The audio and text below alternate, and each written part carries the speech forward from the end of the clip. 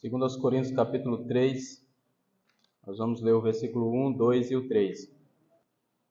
Vamos ler então, irmãos, os versículos primeiro, segundo e o terceiro.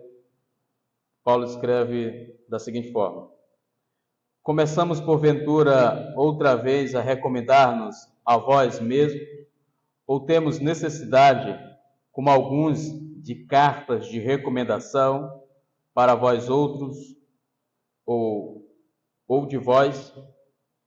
Vós sois a nossa carta, escrita em nosso coração, conhecida e lida por todos os homens, estando já manifestos como carta de Cristo, produzida pelo nosso ministério, escrita não com tinta, mas pelo Espírito de Deus, do Deus vivente, não em tábuas de pedra, mas em tábuas de carne, isto é, nos corações.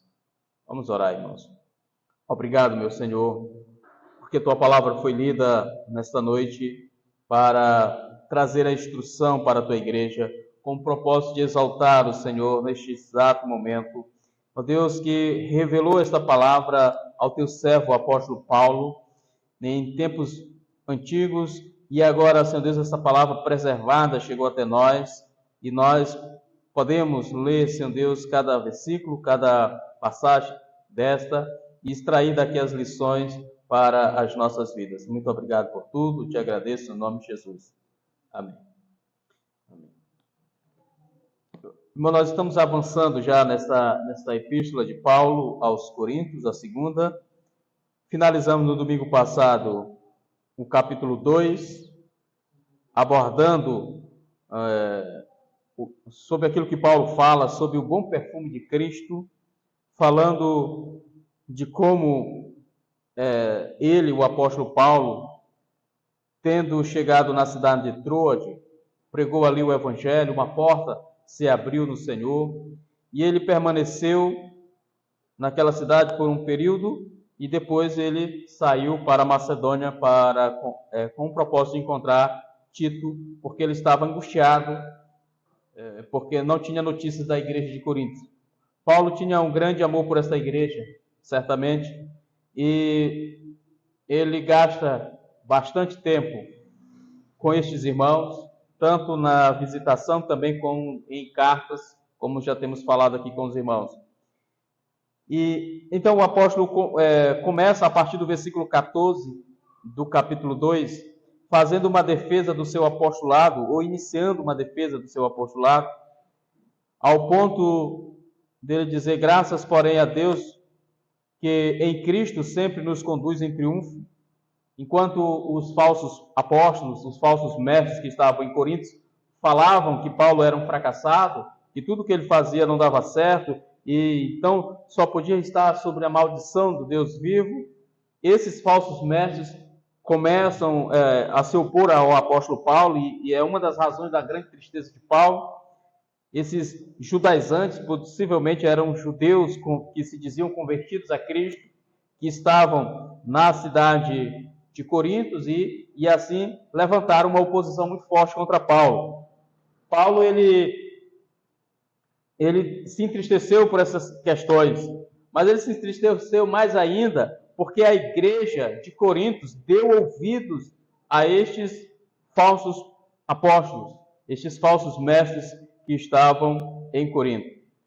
E então ele faz essa defesa dizendo que, por exemplo, no versículo 15, ele diz: porque nós somos para com Deus o bom perfume de Cristo, tanto nós, os que são salvos, como nos que se perdem. Para com estes cheiro de morte para a morte, para com aqueles aroma de vida para a vida. Quem, porém, é suficiente a estas coisas? É dessa maneira que nós tratamos isso no domingo passado. Mas agora o apóstolo Paulo, ele resume nesses 3 versículos que nós acabamos de ler, a sua defesa que ele vai fazer a partir de agora. Há nesses textos, irmãos, por exemplo, pelo menos 2 textos bastante conhecidos da igreja. Um deles é o versículo 6 do capítulo 3, que diz: o qual nos habilitou para sermos ministros de uma nova aliança. Nós vamos tratar sobre essa nova aliança no próximo domingo. Eu ia tratar hoje, mas achei por bem deixar separado, porque nós precisaremos de mais tempo para tratar desse assunto. Então ele diz, o qual nos habilitou para sermos ministros de uma nova aliança, não da letra, mas do Espírito, porque a letra mata, mas o Espírito vivifica. E este final do versículo 6 é bastante citado por muitas igrejas, por muitos pregadores, principalmente no meio pentecostal, quando eles tentam enfatizar de que a letra, como Paulo está dizendo aqui, a letra mata, mas o Espírito vivifica. O problema, irmãos, é que eles interpretam errado esse texto. E aí nós vamos abordar esse texto no momento apropriado, no próximo domingo, se Deus nos permitir, para fazer as devidas considerações sobre a verdadeira interpretação desse texto, de como o cristão deve entender esse texto. Tá? E aí tem o versículo 18 também, onde ele vai dizer, no versículo 17 ele vai dizer, ora, o Senhor é o Espírito, e onde está o Espírito do Senhor, aí há liberdade. Mais uma vez, um outro versículo que é bastante, ou é mal interpretado por muitas igrejas, especialmente, novamente, os pentecostais, porque acham que se o Espírito de Deus está aqui, então eles interpretam que há liberdade, as pessoas podem fazer o que quiserem, e está tudo bem, e Deus é glorificado a si mesmo. Os irmãos sabem que não é bem assim. Nós temos estudado sobre o princípio regulador do culto, de quais são os elementos do culto e como deve ser o culto cristão, de acordo com aquilo que está prescrito na palavra de Deus. Que Deus mesmo prescreveu como deve ser o culto, e não essa liberdade que eles supostamente imaginam, e aí nós vamos tratar isso no momento apropriado. Então, esse capítulo 3 dessa segunda epístola de Paulo aos Coríntios, esses dois versículos são sempre mencionados, mas eles esquecem de tratar os outros, né? De abordar com mais profundidade todos os demais. E nós vamos fazer isso agora, irmãos. Observe no primeiro versículo, onde Paulo diz, começamos, porventura, outra vez, a recomendar-nos a nós mesmos. Paulo começa a fazer uma defesa do seu apostolado, fazendo duas perguntas, que necessariamente requerem uma resposta negativa.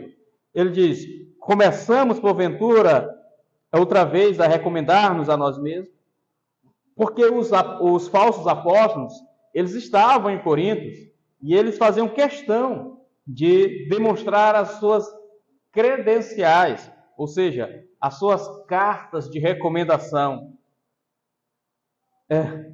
E interessante, irmãos, que o apóstolo Paulo vai fazer uma abordagem sobre essa questão da carta escrita em nosso coração. Ele vai falar da carta de Cristo, produzida pelo ministério dele, o apóstolo.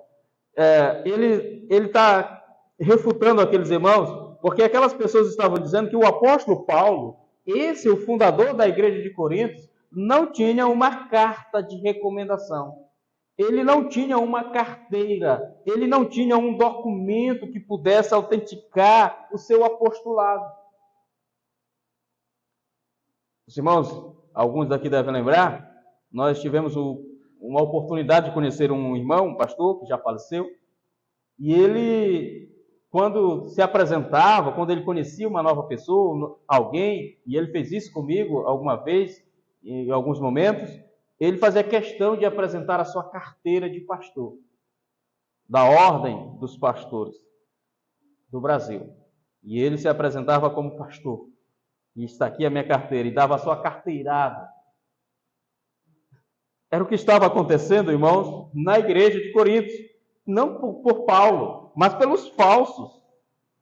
Porque o verdadeiro, irmãos, apesar de que em alguns momentos, em algumas circunstâncias, nós precisamos sim apresentar um documento comprovando a nossa identidade, comprovando quem nós somos.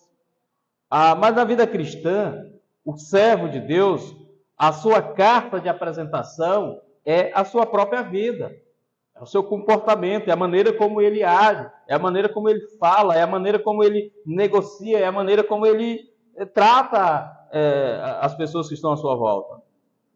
E logicamente que há pessoas que falsificam isso também muito bem, assim também como os documentos são facilmente falsificáveis. Então o apóstolo Paulo, Está perguntando assim, começamos porventura outra vez a recomendar-nos a nós mesmos? Ou seja, eu vou fazer uma recomendação de mim mesmo para vocês. Porque foi Paulo que fundou aquela igreja. Se nós olharmos, por exemplo, na primeira epístola de Paulo aos Coríntios, capítulo 16, Paulo ele vai fazer uma recomendação. No versículo...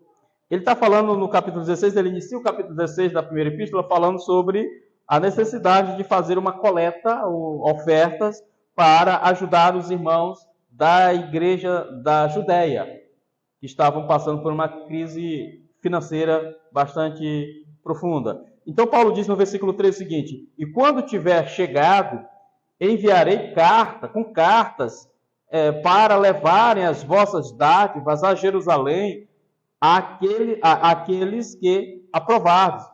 Ou seja, Paulo está orientando aqueles irmãos que no primeiro dia da semana, como diz no versículo 2, cada um de vós ponha de parte em casa, conforme a sua prosperidade, e vá juntando para que se não faça coleta quando eu for.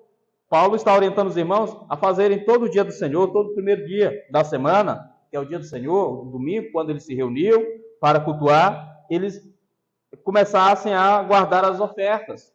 Para quando Paulo fosse, não fosse necessário levantar ofertas. Ele só pegaria as ofertas que já estavam coletadas, e então enviaria para Jerusalém, ele mesmo, Paulo, ou então ele enviaria, como ele diz aqui, quando tiver chegado, enviarei com cartas para levarem as vossas dádivas a Jerusalém e àqueles a quem aprovados. Ou seja, a igreja de Corinto ia escolher alguns irmãos de confiança da igreja, certamente, e encarregar aqueles irmãos para levarem as ofertas para Jerusalém. Só que Paulo teve o cuidado de dizer que enviaria eles com cartas, para que a igreja em Jerusalém recebesse aqueles irmãos e soubesse que estavam vindo da igreja de Corinto, para que não houvesse nenhum problema. Então isso é comum. Há algumas igrejas, e certamente as igrejas batistas costumam fazer isso, de recomendar os seus membros, quando mudam de cidade e mudam de igreja, uma carta de transferência, uma carta de recomendação, ou coisa nesse sentido. É lógico que a gente também aceita por aclamação. Então, essas cartas estão caindo em desuso a cada dia que passa. Mas é normal, entre as igrejas batistas, uma carta de recomendação, ou uma carta de transferência de membro. Quando é para uma igreja da mesma ordem fé, nós não enviamos cartas de transferência de membros de uma igreja batista para uma outra igreja. Não, só para uma igreja co-irmã, uma igreja que professe a mesma doutrina que nossa. Então, assim, podemos fazer. Mas, como eu disse, isso tem caído em desuso. Tá? Então, vejamos, irmãos, o apóstolo Paulo faz assim, é necessário eu fazer uma recomendação de nós mesmos. Bom, foi o apóstolo Paulo o fundador daquela igreja. Qual seria a autoridade que ele tinha sobre aquela igreja? Era necessário ele se apresentar com uma carta perante aquela igreja, como estavam fazendo os falsos apóstolos? É lógico que não, né? Então, o Paulo está dizendo, ou temos necessidade, como alguns, de carta de recomendação para vós outros, ou de vós, ou vocês fazerem uma carta de recomendação. O apóstolo Paulo vai entrar em confronto direto com aqueles falsos mestres que estavam lá na igreja de Corinto com cartas de recomendação. Os irmãos lembram que o apóstolo Paulo, antes de ser assim chamado Paulo, ele saiu da cidade de Jerusalém e foi até o Sinédrio e pediu cartas e pediu documentos de autorização para que ele fosse para Damasco, para só assim, então, com autorização do Sinédrio, com documento oficial, pudesse perseguir e até matar, se fosse o caso, prender os cristãos que adoravam na cidade ali, para onde ele foi enviado, né, a cidade de Damasco. Então, o apóstolo Paulo, ele era um judeu, fariseu, e ele fazia isso na sua prática do farisaísmo, e ele sabia que essas cartas, elas têm uma força social, porque as pessoas aceitam, né, que quando olham a assinatura do Sinédrio, sei lá, do do sumo sacerdote, então tem um peso. É lógico que nos dias de Paulo, as cartas também eram enviadas e essas cartas eram autografadas. Às vezes Paulo pedia para um secretário escrever a carta e no final, como ele mesmo diz, de próprio punho ele assinava, para que a carta tivesse autoridade apostólica e as pessoas, ao chegarem à igreja, lessem a carta e olhassem a assinatura, senão de fato foi Paulo que escreveu. E aceitavam os ensinos porque tinha sido escrito por um apóstolo. Só assim as primeiras cartas que circularam eram aceitas nas igrejas porque elas tinham autoridade apostólica. Lógico, nós temos alguma, por exemplo, carta aos Hebreus, ela não é uma carta autografada. Nós não temos o autor da carta aos Hebreus revelada nas Escrituras. Alguns chegam a dizer que é Paulo, mas isso é muito duvidoso. Nós não temos como afirmar com certeza que foi o apóstolo Paulo. Nós não temos como afirmar que foi outro autor qualquer. Nós fazemos apenas deduções, e essas deduções não nos garantem em nada, não nos dá certeza de quem foi o autor. Mas, normalmente, as cartas e os livros do Novo Testamento eram assinados por um apóstolo ou por alguém próximo de um apóstolo, como eu falei hoje pela manhã, como os evangelistas. Nós temos o caso de Lucas, nós temos de Marcos, Timóteo, né, e outros mais. Além que Timóteo, lógico, não escreveu nenhuma carta. Até onde a gente não há no Novo Testamento nenhuma carta escrita por Timóteo. No entanto, irmãos, o apóstolo Paulo está fazendo isso. Houve um outro momento também em que houve uma polêmica entre os apóstolos, especialmente entre Paulo e Barnabé, quando eles começaram a tratar da circuncisão e do tema da circuncisão. E no capítulo 15 do livro de Atos dos Apóstolos, eles decidiram ir para Jerusalém, junto com os apóstolos, e examinar a questão, como diz o versículo 6. Então se reuniram os apóstolos e os presbíteros para examinar a questão. E eles debateram o assunto. No final, Tiago deu um parecer muito eloquente e usado por Deus certamente, e no final eles decidiram que nada deveriam impor aos gentios, exceto que eles se abstivessem dos ídolos, da contaminação dos ídolos e das relações sexuais ilícitas, e o sangue, né? E não comesse carne de animal sufocada, e do sangue. E fora isso, nada mais deveria ser imposto aos gentios. E eles decidiram isso e fizeram uma carta, escreveram um documento e entregaram a apóstolos, por exemplo, e eles levaram esses documentos e faziam a leitura nas igrejas por onde eles passavam. Então, observe que foi o primeiro concílio da história da igreja, foi este concílio que aconteceu em Jerusalém, onde eles decidiram uma questão doutrinária sobre a circuncisão. Muito bem, então, diante dessas informações, o apóstolo Paulo continua no versículo 2, aqui agora em Coríntios. Ele diz: vós sois a nossa carta, escrita em nosso coração, conhecida e lida por todos os homens. Como eu disse aos irmãos, são 3 versículos somente. O versículo 2, Paulo fala que os irmãos da igreja de Corinto, ele diz assim: vós sois a nossa carta. E no versículo 2 ele vai dizer: estando já manifesto como carta de Cristo, produzida pelo nosso ministério. Quando Paulo diz que os irmãos da igreja de Corinto era a carta dele e dos demais que estavam ali, ele usa o plural, certamente no sentido de abranger ali Silas, Timóteo talvez. Mas ele vai atribuir, logo no versículo seguinte, que essa carta não é dele, Paulo, mas de Cristo. Como carta de Cristo, produzida pelo nosso ministério, escrita não por tinta, mas pelo Espírito de Deus, do Deus vivente. O que Paulo está querendo dizer? Olha, irmãos, eu não preciso de cartas para autenticar o ministério apostólico que foi concedida, que me foi concedida por Deus. Vocês são as minhas cartas. Vocês são a prova viva do meu apostolado. Eu estive, é mais ou menos essa ideia, eu estive aí na cidade de vocês. quando nenhum de vocês ainda havia se convertido. Eu preguei o evangelho para vocês, eu anunciei o reino de Deus, e vocês se converteram, e vocês são a prova viva do meu apostolado. Vocês são a carta do meu apostolado.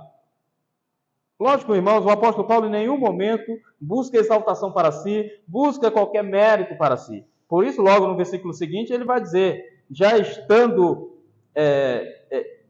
já manifesto como carta de Cristo, produzida pelo nosso ministério, escrito não por tinta, mas pelo Espírito do Deus vivente, não em tábuas de pedra, mas em tábuas de carne, e isto é, nos corações. Então o apóstolo Paulo traz aqui algumas informações para provar que não havia necessidade de cartas de recomendação para aquela igreja, da parte dele ou de qualquer outro que seja, porque o ministério apostólico era provado pela pregação que foi levada e a conversão. Não existe prova maior, irmãos. Você pode ter, por exemplo, um certificado de batismo. Eu tenho o meu em casa, ainda velhinho, eu estava olhando esses dias, meu certificado de batismo. Alguns irmãos aqui ainda não têm, inclusive aqueles que não têm, nós vamos providenciar para entregar aos irmãos, para os irmãos terem um documento, só para lembrarem, pelo menos para lembrarem da data que foram batizados, para não esquecerem. Mas, irmãos, imagine só, tem tanta gente que tem um batistério em casa, vamos usar uma linguagem do catolicismo, o batistério. O batistério era praticamente o registro de nascimento do catolicismo no passado. Se você não tivesse o batistério, você nem se matriculava na escola. Você não fazia nada se não tivesse o batistério. Então, o que acontece? A pessoa pode ter um certificado de batismo em casa, mas, no entanto, a sua vida não diz nada, não condiz nada com aquilo que está registrado no papel. A mesma coisa, irmãos, aqueles falsos obreiros que estavam no dia de Paulo ali, perturbando a igreja de Corinto, tinham cartas. E as cartas poderiam ser falsas, certamente eram, porque eram falsos apóstolos, e jamais o colégio apostólico, Paulo ou qualquer outro, faria recomendações para falsos apóstolos. Então, aqueles documentos eram forjados, eram falsos. Mas eles estavam lá, e arrogando para si a autoridade que eles não tinham. Mas o comportamento deles, a atitude deles, a pregação deles, demonstrava totalmente testemunhava totalmente o contrário daquilo que estava no documento. É comum, irmãos, nos nossos dias, por exemplo, nós temos aí pastores, obreiros, e vão para o seminário, estudam, se qualificam, ou pelo menos deveriam se qualificar, recebem um diploma, são, vamos dizer assim, formados em seminários, mas não conhecem a verdade das Escrituras, não estudam as Escrituras, não ensinam a igreja adequadamente. Muitos são ordenados ao ministério pastoral, mas não conhecem a verdade do Evangelho corretamente. E quando ensinam com erros. Então não é um papel que autentica se uma pessoa está apta ou não para o ministério.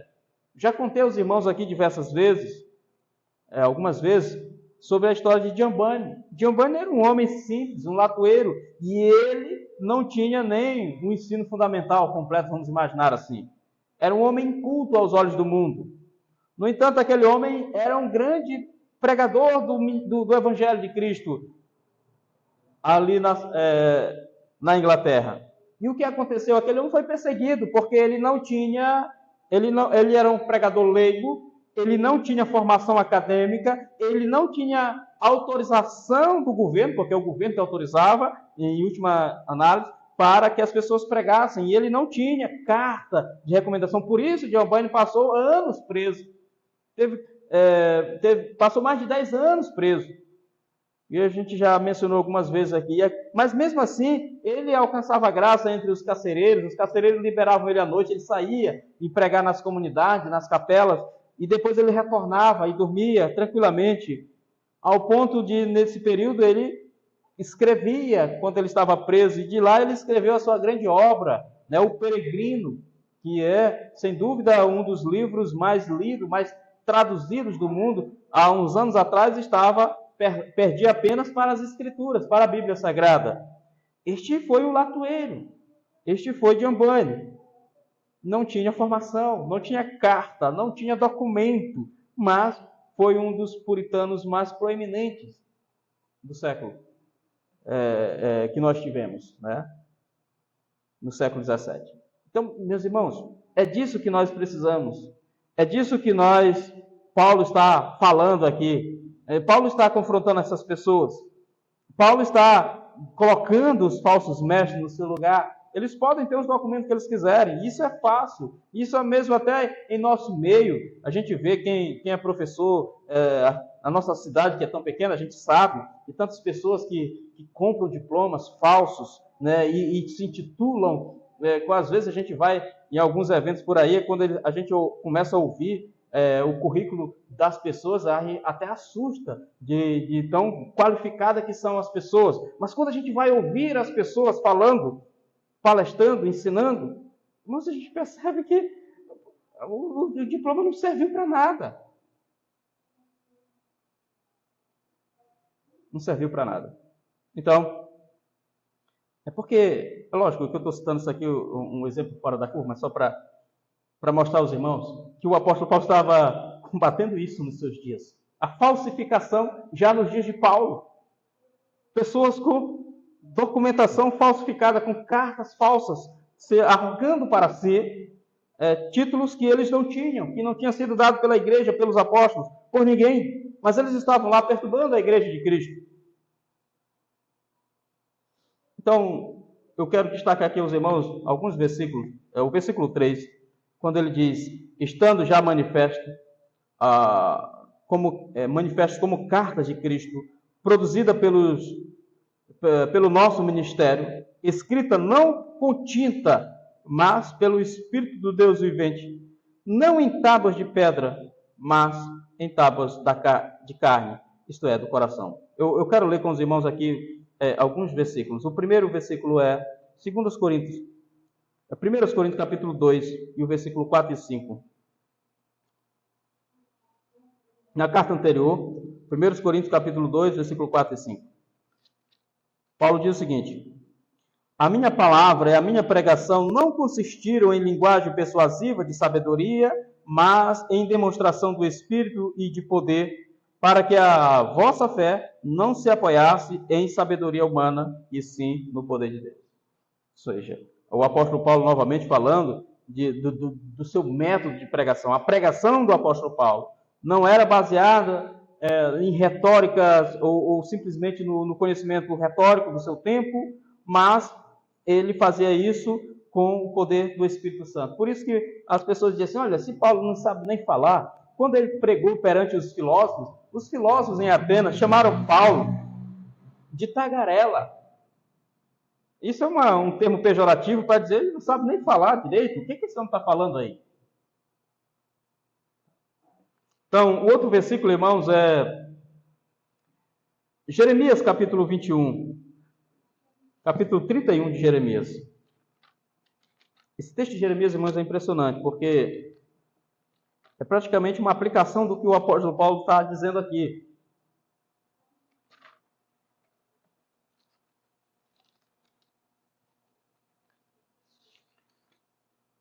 Capítulo 31, versículo 33. Jeremias está falando, irmãos, sobre a nova aliança com Israel, como Deus fará uma nova aliança com o povo de Israel no futuro. E, logicamente, apontando para essa nova aliança que nós vamos tratar no próximo domingo. Então, no versículo 33, ele vai dizer, porque esta é a aliança que firmarei com a casa de Israel. Depois daqueles dias, disse o Senhor, na mente lhes imprimirei as minhas leis, também no coração lhes escrevereis, eu serei o seu Deus e eles serão o meu povo. Ou seja, Deus está dizendo, através de Jeremias, no passado, aqui no Antigo Testamento, Deus fez uma aliança com seu povo. E essa aliança está, por exemplo, apontando para a aliança do Sinai, que são os 10 mandamentos. Então, ela foi cravada em pedras, em tábuas de pedra. Como Paulo está falando lá em Coríntios. Mas a nova aliança será não em tábuas de pedra, mas no coração. É isso que ele está dizendo, na mente, né? Então veja, eu imprimirei na mente a minha lei, também no coração lhe as escreverei, e serei o seu Deus, e eles serão o meu povo. Então não é mais como Deus fez no passado. E nós veremos sobre essa nova aliança, né? Que Deus fala aqui através de Jeremias. E aí o outro texto é 36, o 28, o 26 e o 27. Jeremias 36.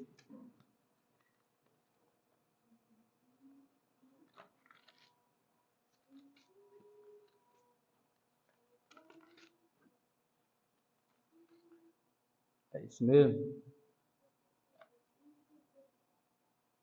Perdão, irmãos, é o 32.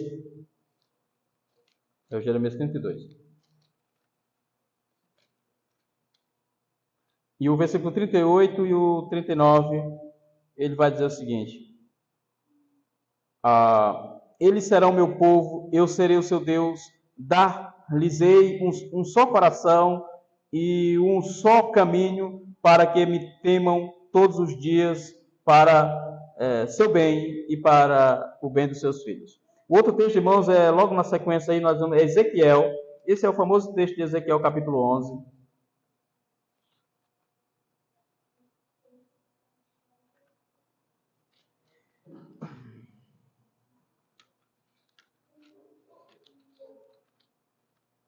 Ezequiel 11, e o versículo 19 e 20. Ele diz: dar-lhe-ei um só coração, espírito novo porei dentro deles, tirarei da sua carne o coração de pedra, e lhes darei coração de carne, para que andem nos seus estatutos e guardem os meus juízos e os executem. Eles serão o meu povo e eu serei o seu Deus. Amém, irmãos? Então, novamente, logo, Ezequiel é famoso por falar desse coração de pedra, né, que será removido e colocado um novo coração. Se nós aplicarmos bem isso ao texto de Paulo, Paulo está trazendo essa questão, mostrando que não é mais escrito em tábuas, em pedras, né, mas será escrito no coração. A nova aliança que nós veremos, por exemplo, no versículo 7, Paulo vai dizer: e se o ministério da morte, gravado em letras em pedra, se revertiu em glória, e a ponto de os filhos de Israel poderem... perdão, irmãos, é o versículo 6. O qual nos habilitou para sermos ministros de uma nova aliança, não da letra, mas do Espírito, porque a letra mata, mas o Espírito vivifica. Então, Paulo ele se coloca e entende que ele é um ministro de uma nova aliança. E é essa doutrina da nova aliança que eu quero tratar com os irmãos no próximo domingo, separadamente, para não misturar tantas coisas aqui. Ok, então o apóstolo Paulo está mencionando textos aqui que levam a esses links que a gente faz aqui rapidamente com Jeremias, com Ezequiel e também com Êxodo 24. Agora, esse de Êxodo 24 eu quero ler com os irmãos para finalizar essa parte. Êxodo 24. E o versículo 12.